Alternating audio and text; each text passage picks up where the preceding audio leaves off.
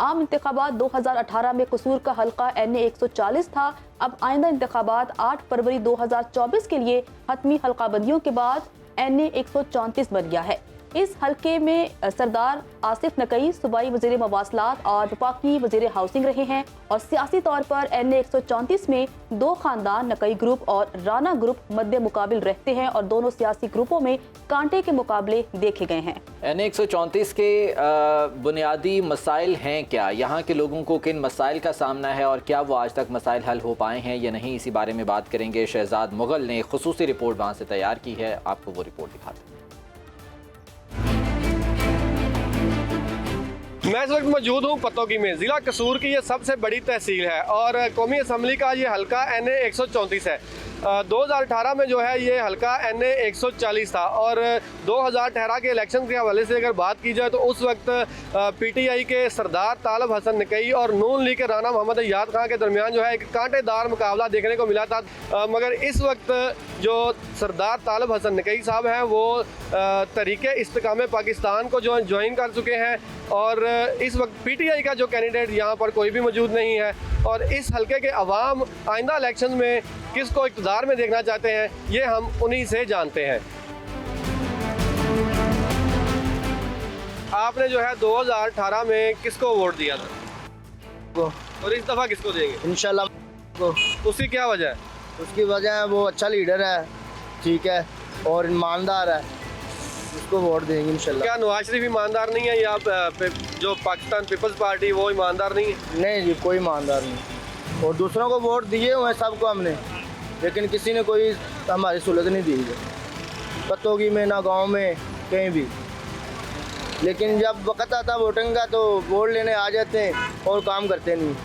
देखो जी, हम तो काम पे देखते हैं, काम जो भी किया शेर ने किया काम, शेर को ही वोट देंगे। ठीक है, आपको लगता है कि आपके हल्के के जो मसाइल हैं, जैसे पानी है, सड़कें टूटी हुई हैं और इसके अलावा भी जो पुरानी मंडी का मसला है वो कौन हल करवा सकता है? सीवरेज का सबसे ज़्यादा मसला है वो कौन हल करवा? सारे काम नून लीग ही करेगी।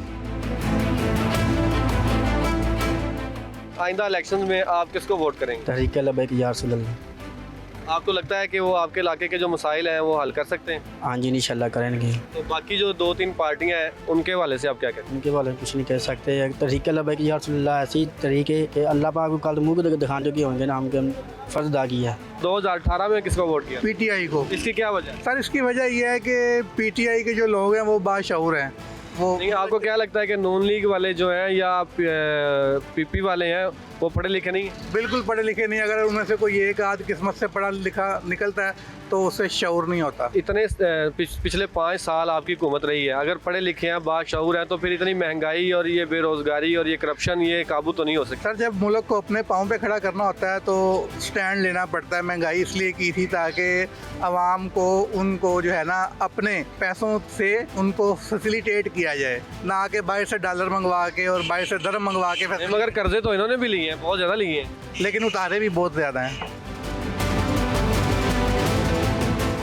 सर असल में ऐसा है कि 2018 में हमने दिया था को वोट, वो इसलिए दिया था कि पाकिस्तान में जो तब्दीली का नारा लगाया था, हम उस वक्त उनके हमनवा बन गए थे। हमने कहा था चलें उनको वोट दे के देखते हैं। उनको पहले हम नून लीग को दे रहे थे, पीपल पार्टी को भी दिया था, लेकिन इस बार हम वोट दे के उनको देखना चाहते थे कितनी तब्दीली पाकिस्तान में लेके आते हैं। क्योंकि उनका बकौल उनका ये नारा था कि मेरे पास 200 या 300 बंदों की एक प्रोफेशनल टीम है जिससे हमें चेंजिंग लेके आएंगे पाकिस्तान में।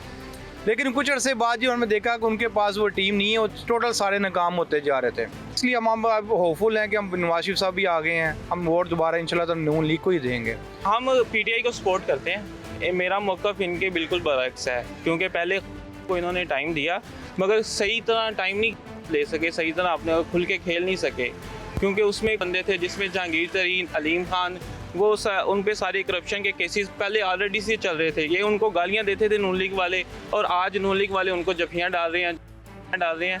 तो ये बिल्कुल जो है ना, हम PTI को वोट देंगे और उन्हीं को लेके आएंगे।